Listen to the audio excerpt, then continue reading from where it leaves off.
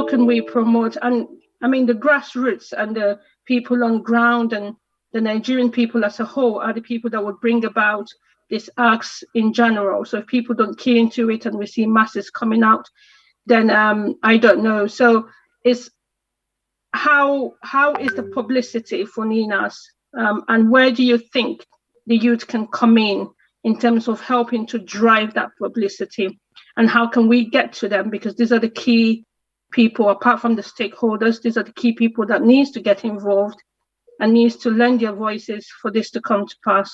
Thank you. That's my 3 questions.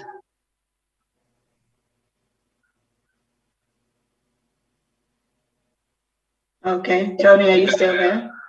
Yes. Let me take the questions. The 3 I'll start with the last one. To say that it will be our collective task to disseminate this information. Everybody who wants the outcome we're advertising should please get into the task of informing all the other people they know who want the same outcome. For instance, I'm going to use the video for a moment, and then just to show the images, and then I'll go back to I'll just go off the video. Like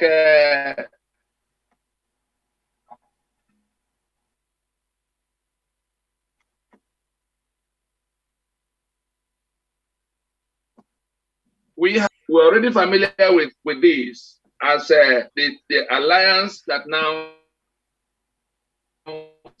from the Sharia Caliphate.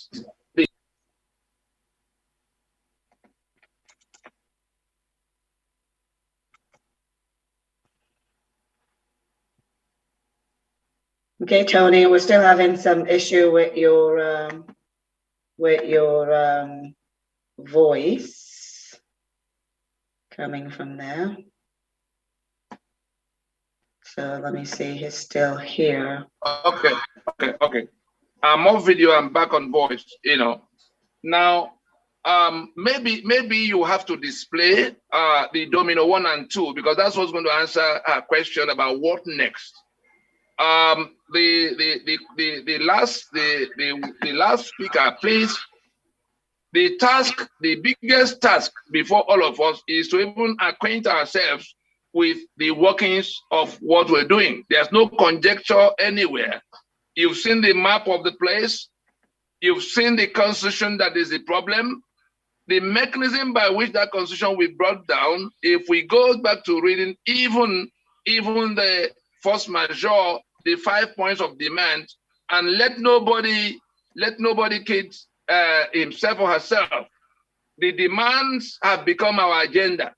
We called it demand to be able to bring it to the public space, to say, look, this is the problem. When are we going to solve it? We gave timelines. Federal government 90 days. Then these governors come 30 days. Then we took 120 days to begin to talk to the masses, the people themselves, and the international community. And where we are now is far better than where we were when we began in December. And if those who already know can get on the task of finding out some more, there's a roadmap with a step-by-step milestone of what to do afterwards. Where we are now is that we've gone from enlightenment to mobilization, and we're heading to enforcement. What is that enforcement? The constitution, the mechanism, asking about the strategy. The strategy for getting to the outcome is to take down that constitution. The strategy for taking down the constitution is to prevent the renewal of the life of the constitution by way of another election in 2023.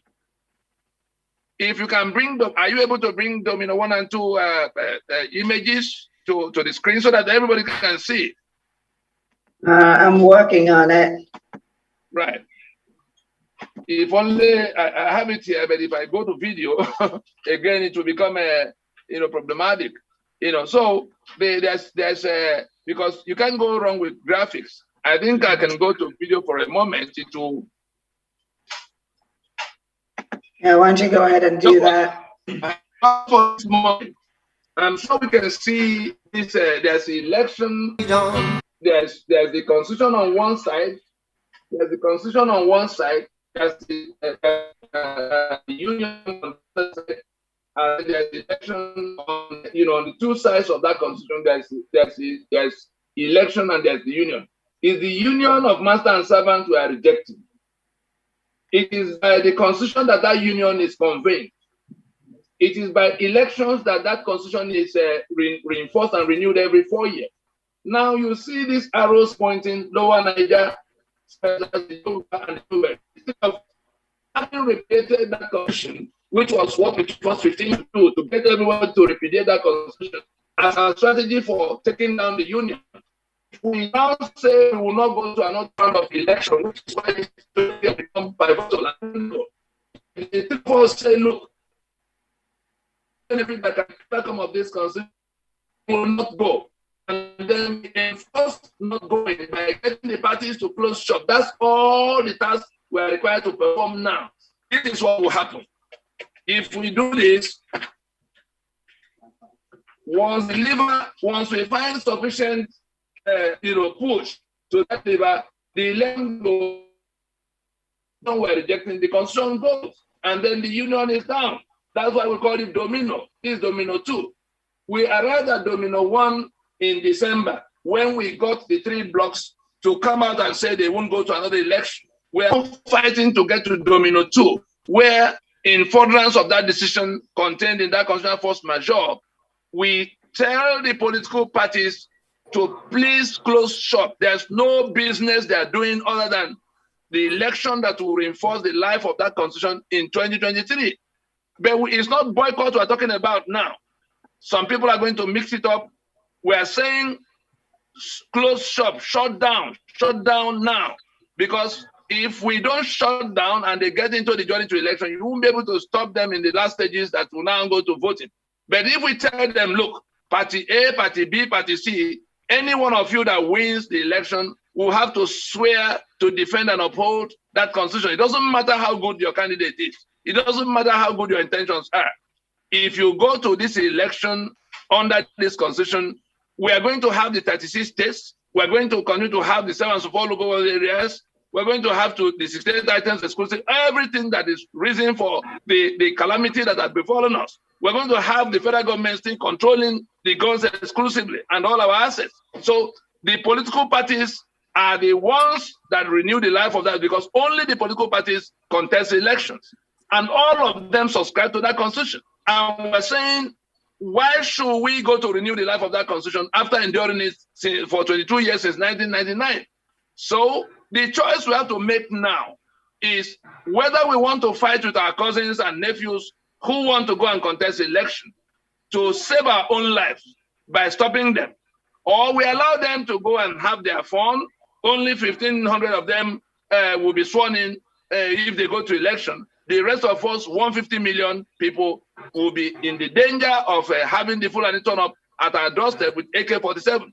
If we say we don't want to quarrel with them, we are now authorizing the continuation of what's going on.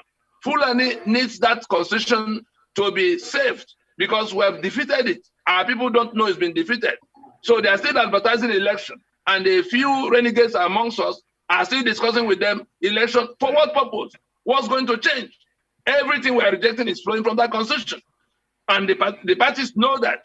And nobody is going to win and not swear to uphold that constitution. So where has it landed us? It empowers them to continue the onslaught they are doing against us. And if we don't stop the parties, we are bargaining for AK-47 to turn up at our doorstep. So we have, the materials are all there for how we go from where we are now in the next period, because we have a 16-box milestone document. We are done completely with 13 boxes. We were in the 14th box when Corona came. That is programs and activities that will lead to the destination. Destination being referendums, for determining our future. Where we are now is the enforcement of that constitutional force majeure that takes down that constitution and compels a transition without creating room for anybody shooting at us, which is why we've been pleading with everybody to calm down and try to understand what we're doing and see how it takes them to the destination they want without exposing anybody to being killed in the manner the Fulani will want to. And so we're almost there. So the next steps are in print and have been in print for quite a while.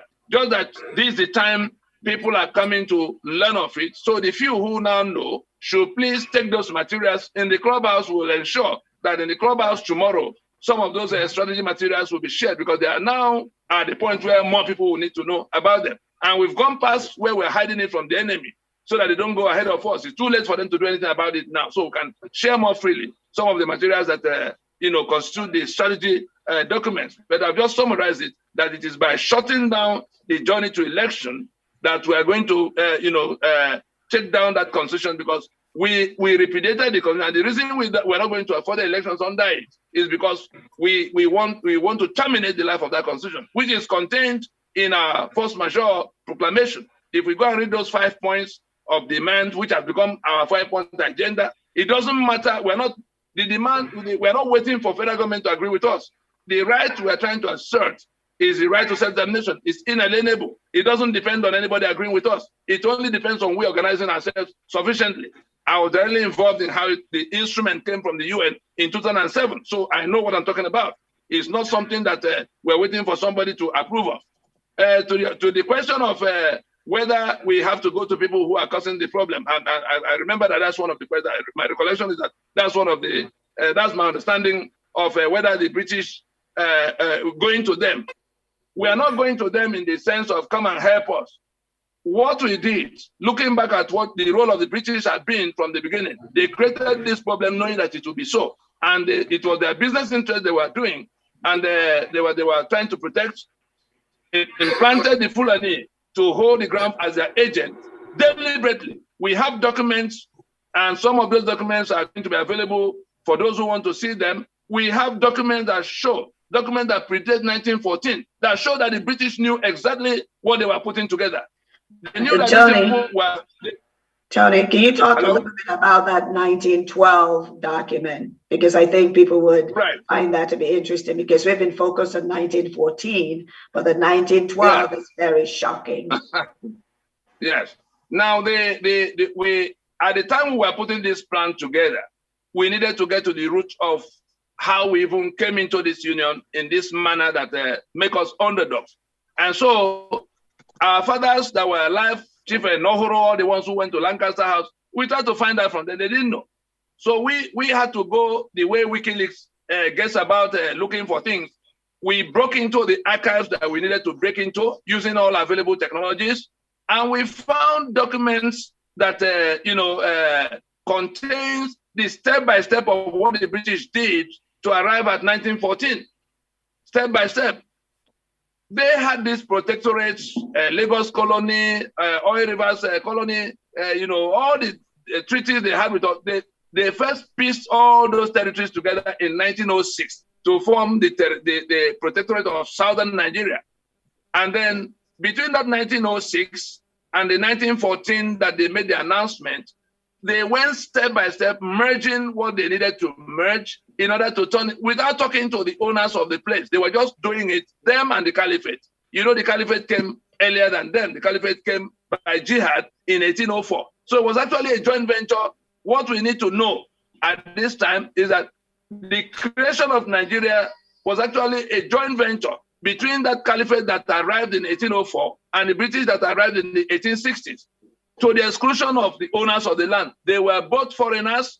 They were on an invasion for economic, purpose, and they brought together what they had by conquest. The Caliphate had the territory that we now call Sharia Belt, and the British had the southern territories.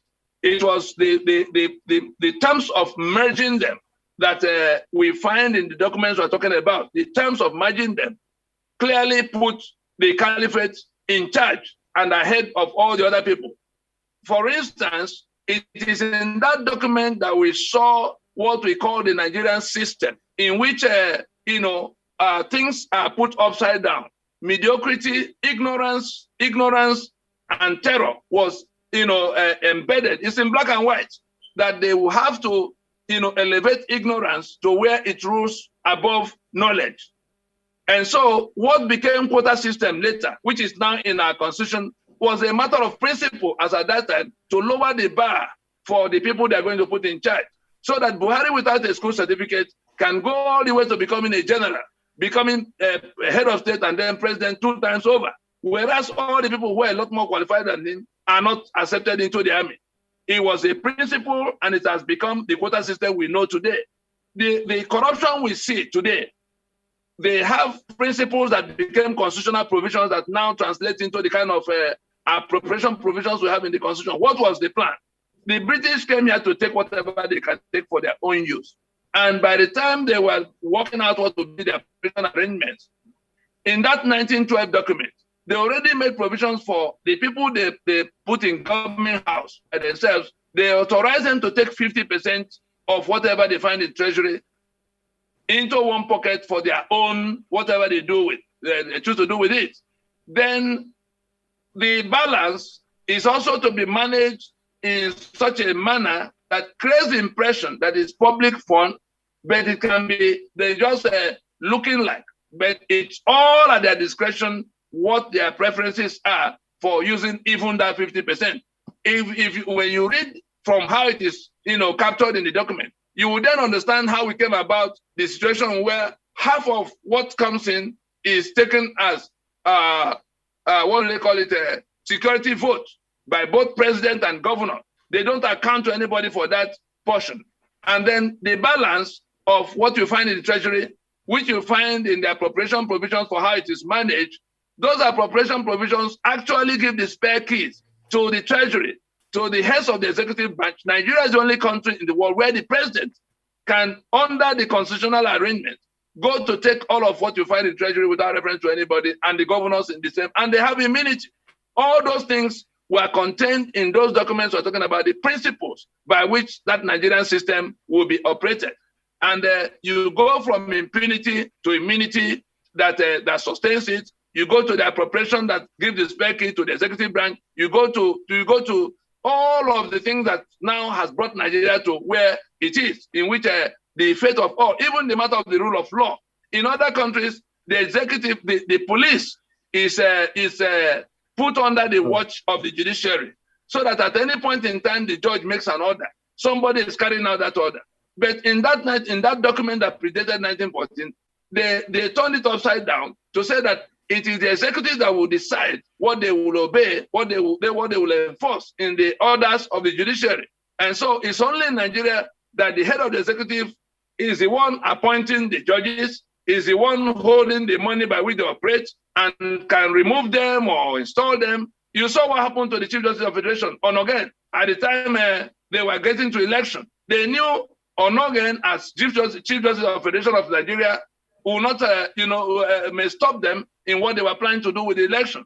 And so they just removed him and put this headsman that they call Tanko as the Chief Justice of the Federation. And what has anybody done about it? Because it was within the competence of the executive branch to do all of what they did. So these documents I'm talking about is where those principles that have now produced the master servant Nigeria came from. They carried it from that point to the order in council of 1913 that became the amalgamation of 1st January of 1914. They carried it through to 1922 to 1946. I'm sure you heard about Macpherson and Littleton and Richardson constitutions. All those things were maintained all the way to the Lancaster House. They managed to retain what they could retain. Then the war came, the 1966 came. Everything we had altered from what they put in place, they managed to put back, which was what they collected in 1979 that became 1999. So our sovereignty had been suppressed. What we have as Nigeria, our project,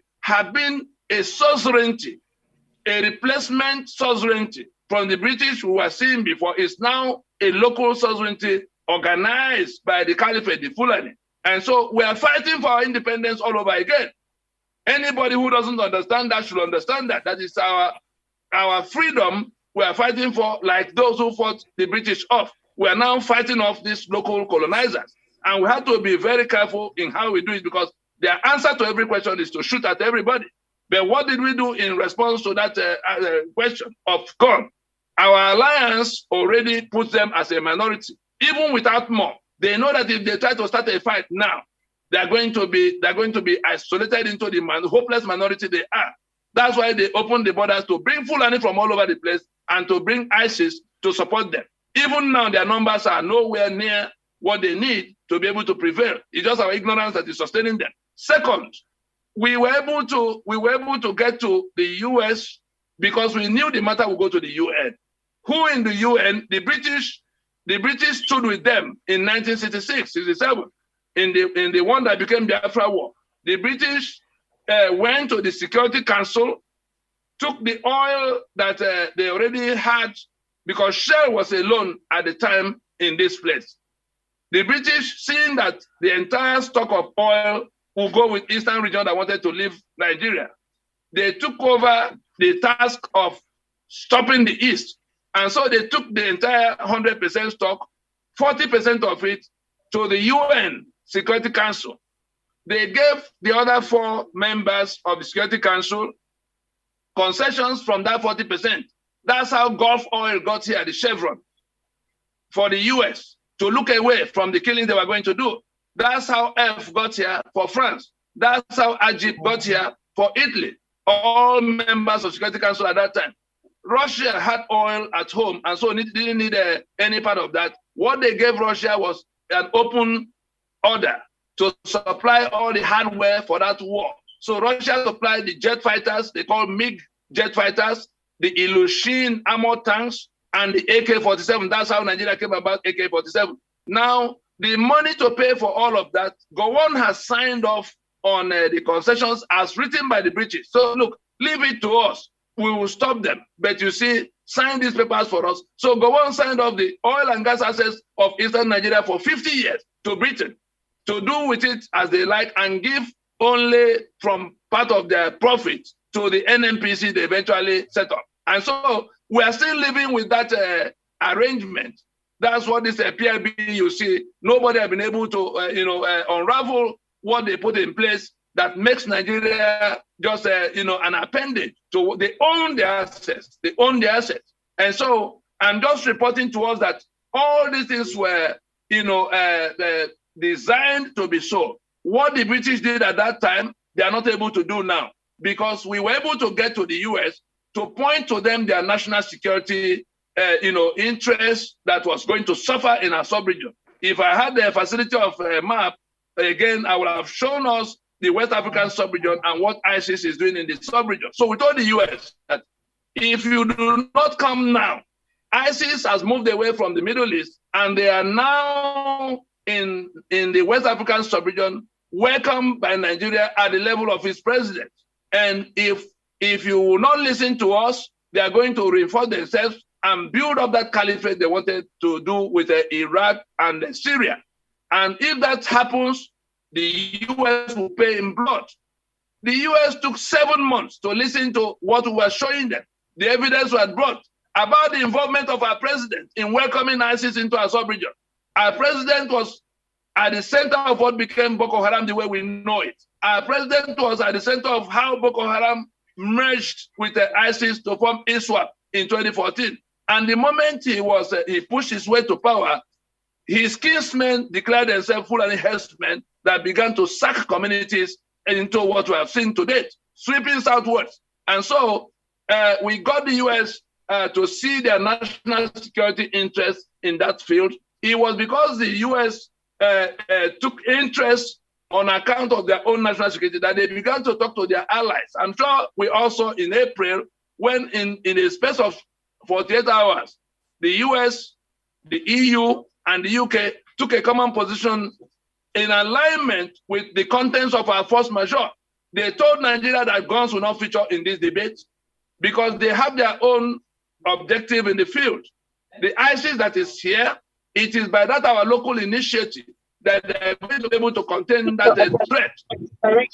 It is by this force majeure that constitution that empowers the Fulani to do what they're doing will go down. So the US and its allies, you remember. Please mute your line. I didn't put the microphone. Please mute your line. Right. So we will recall that in 2019 and the early part of 2020, the former U.S. President Trump had built a 67-country alliance to address this issue. You remember when they put Nigeria on special watch list for these ethno-religious killings. We also remember when I think it was in March of 2020, Nigeria was designated a country of particular concern and state sponsor of terror, along with Iran. And so we have all of that. Let nobody, Britain that ruled the seas in 1967 is not in the bed that cannot today put a carrier to sea. Britain does not have one carrier because it cannot afford it. It's no longer in a position to do the kind of thing they did against us the other time. But we didn't leave it to chance. We went to a superpower, the US, that had national security imperative in our sub-region.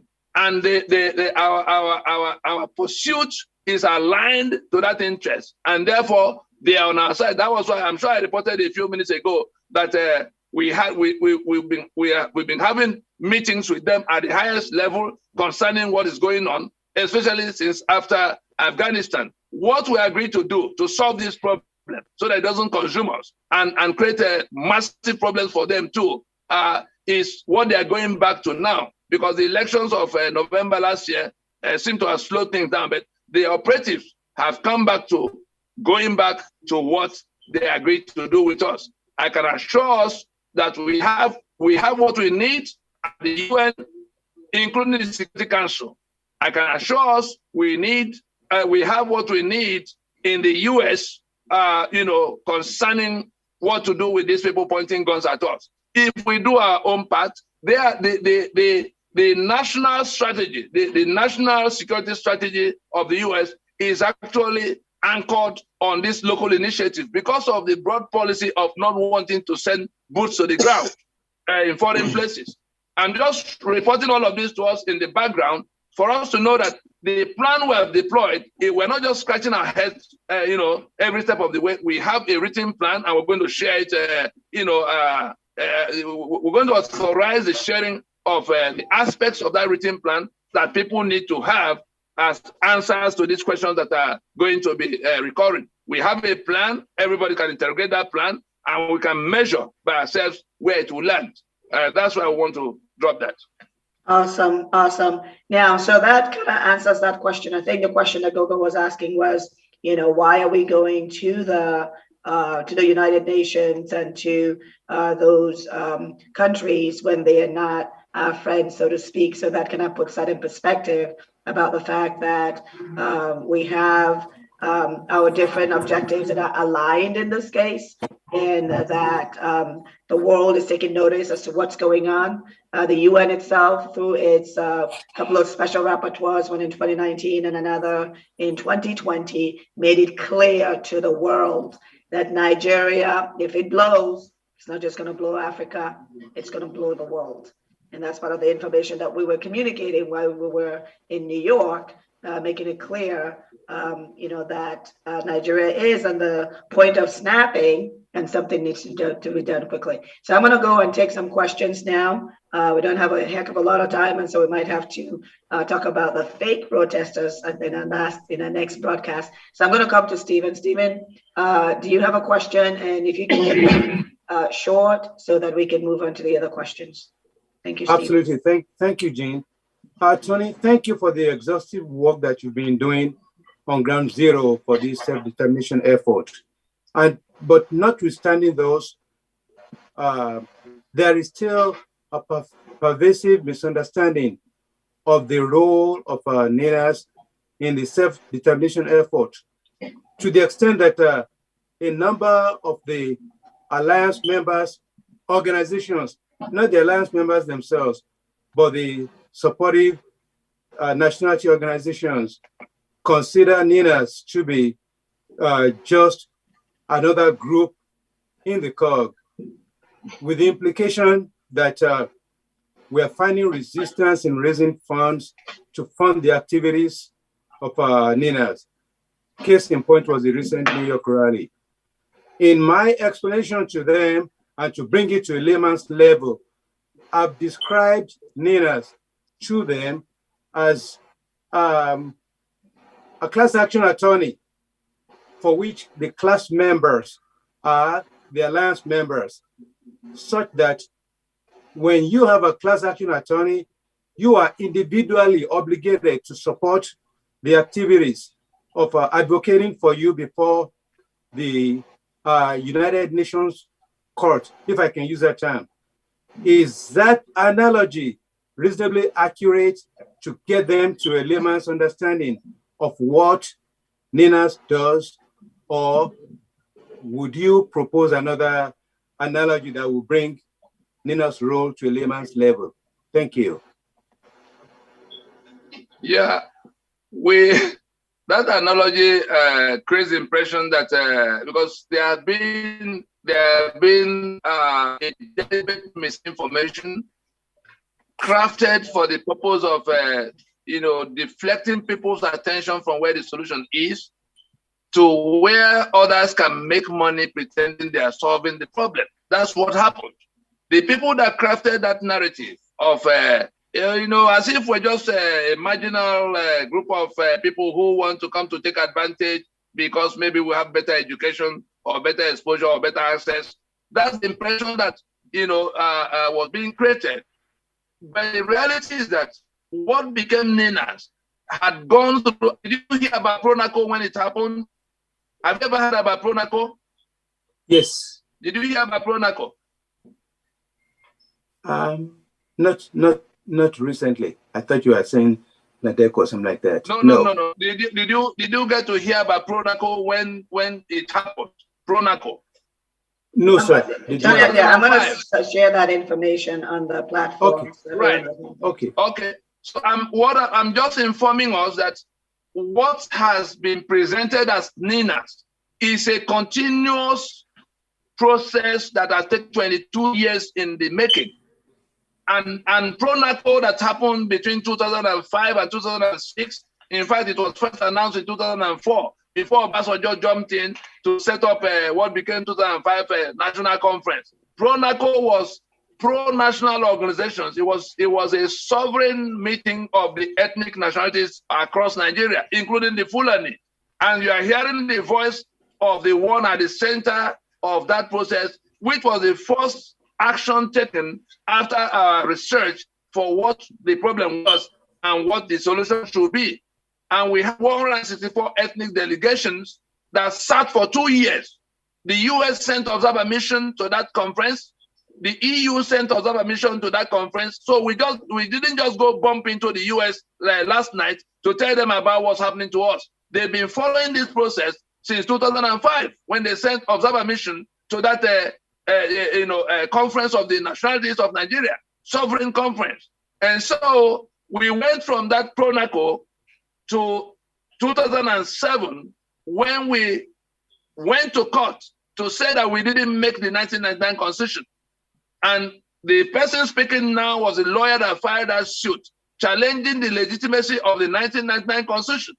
And I had 10 plaintiffs, the first of which was Chief Anthony Enohoro, the very man that moved the motion for independence. The second plaintiff, Wole Soyinka Professor. Third plaintiff, C.C. Ono. I'm sure most of us know Bianca's father. The fifth plaintiff, Chief Bankole Oki. Bankole Oki, senior advocate. At the time, he was the chairman of the body of senior advocates in Nigeria. Bankole Oki, as permanent secretary of the Ministry of Defense, was the one that carved out the Nigerian Air Force from the Nigerian Army. We had Bishop Bolanle Bonigi of Akure, retired Anglican Archbishop.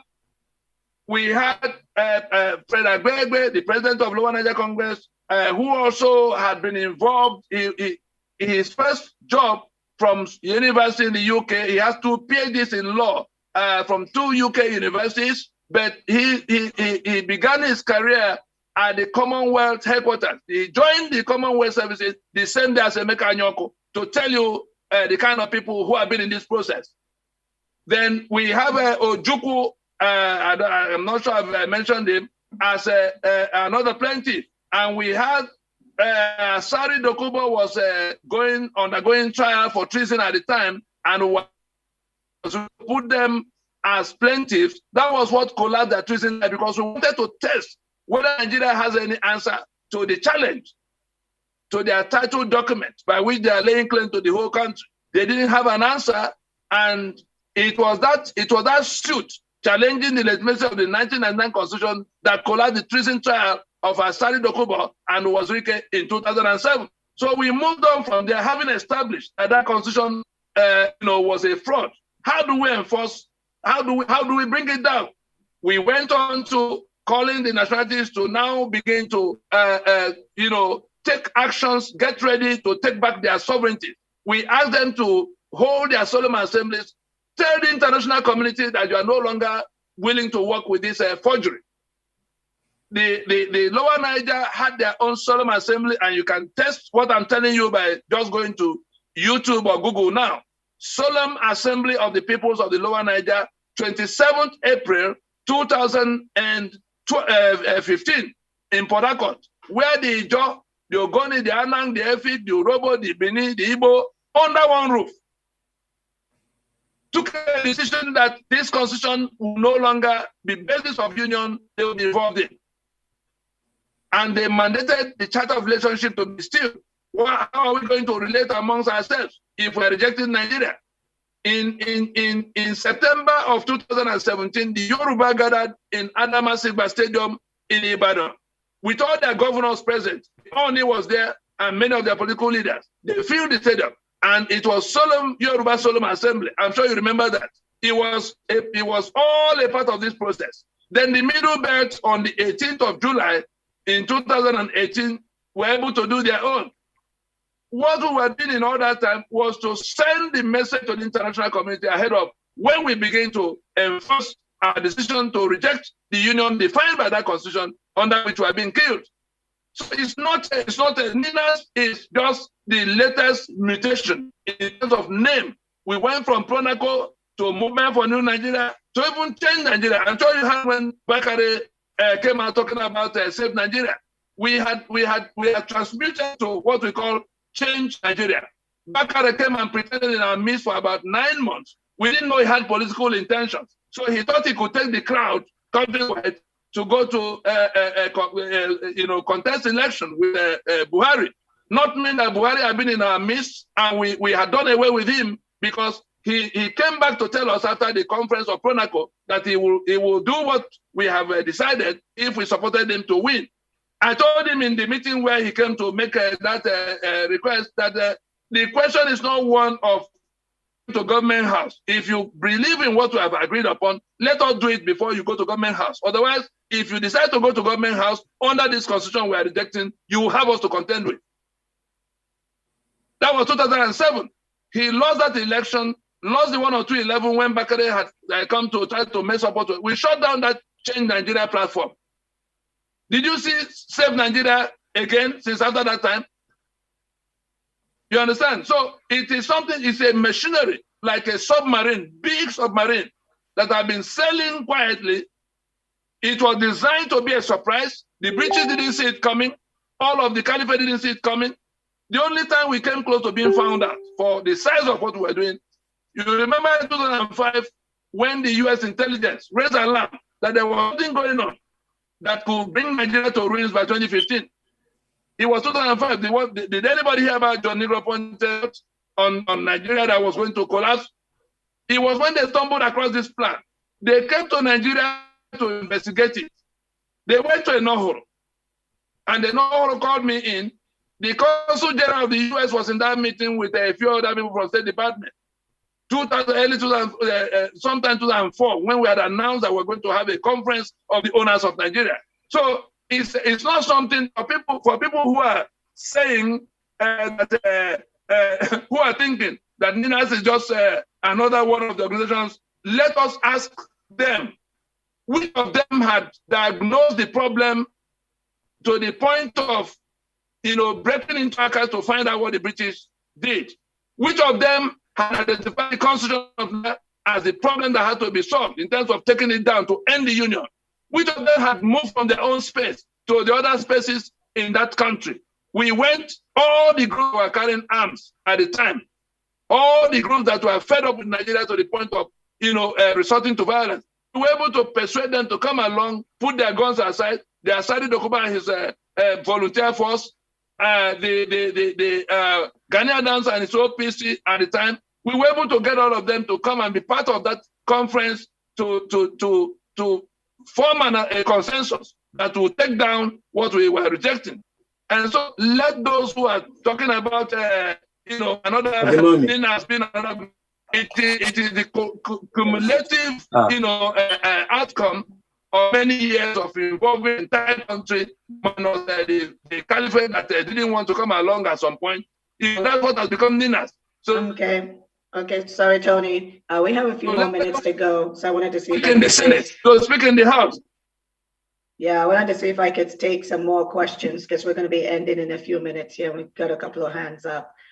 So I will go to, because that was a great explanation as to, what NINAS is doing. And I will share the document with everyone that shows all the different stages that this has gone through, because that gives you a better appreciation of what NINAS is doing for the Blocs, has been doing for the Blocs. And that has been powered really by the Lower Niger Congress and funded mainly by the Lower Niger Congress. So now I'm going to go to Alexander. Please keep your question really short because we only have a few minutes left. Alexander, go ahead and ask your question, please.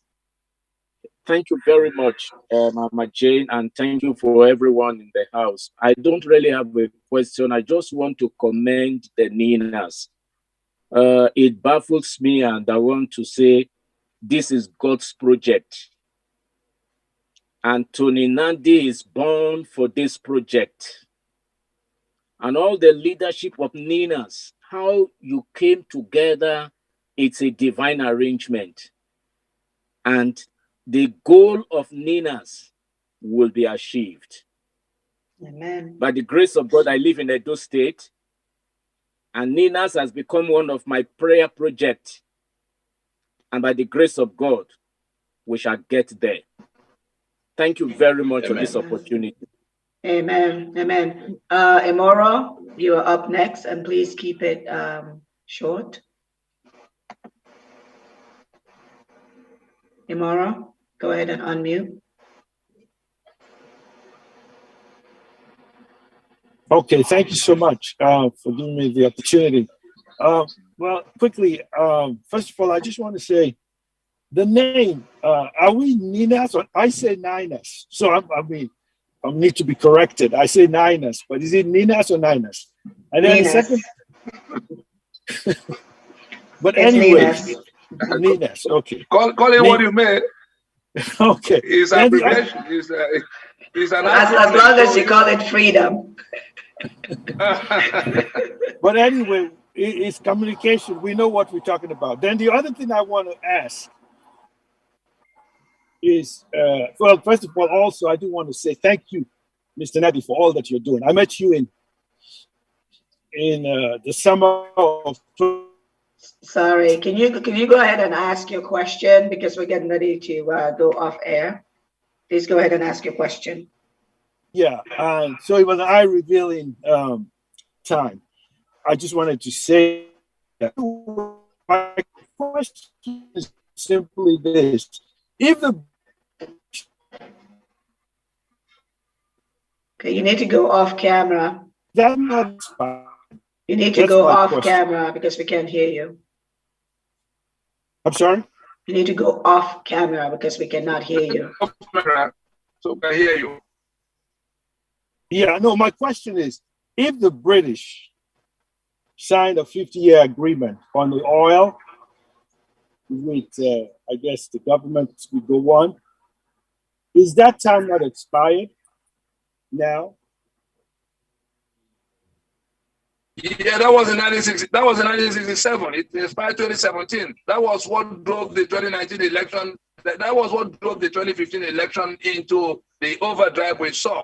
They did not want this president from that part of the country to be the one in the at the time the renewal will be due in 2017. That was what consumed Jonathan's presidency. Nothing beyond that. Everything is make-believe. The decision to stop a person from that part from being in the time the renewal will happen. That was what brought the coalition against Jonathan in the manner we saw. Okay. We have finished in 2017. Okay, thank you.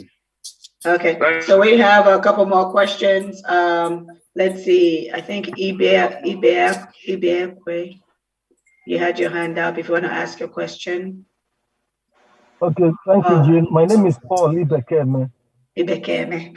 Yes, I'm in Massachusetts. Please, I want to thank Mr. Tony for all he has been doing. I've been following his activities and comments, and he has done a lot himself and his group. My question is this. How can we... Thank you. Go on.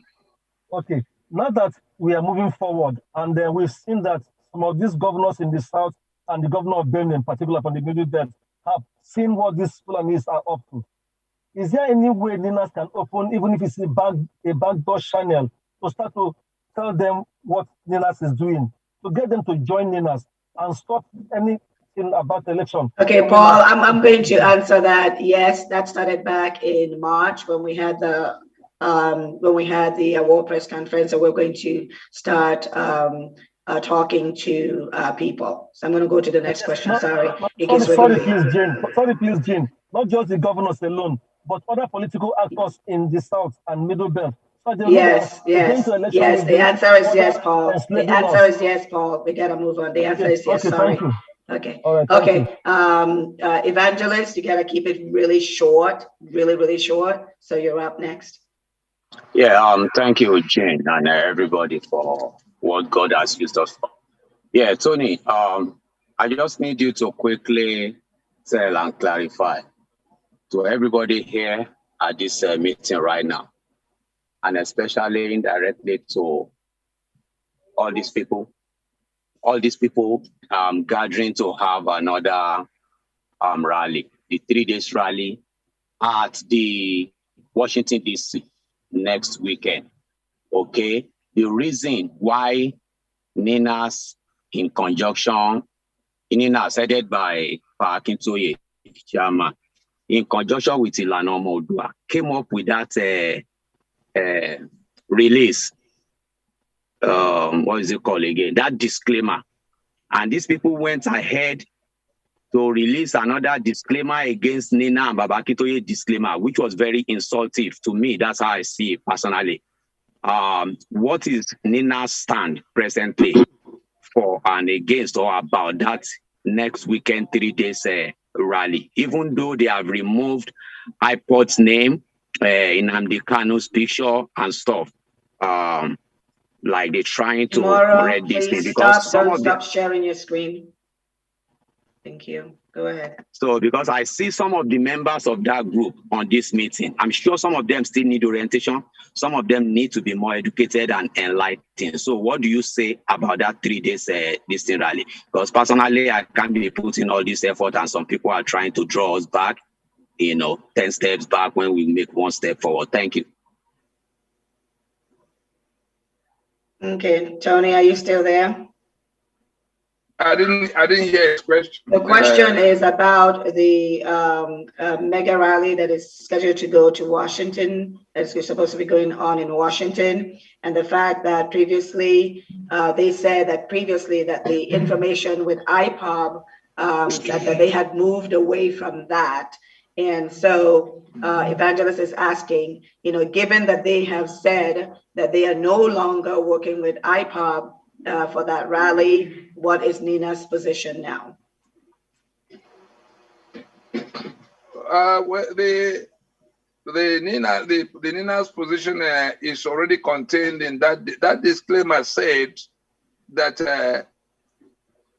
if they work with the Yoruba coordinating platform Ilana, because we wanted to make sure that everybody involved gets to know exactly what we're doing. They can make their own internal arrangements of who is taller and who is shorter in-house. It won't be anybody's business, but it has to be what we set in place to do that is being done.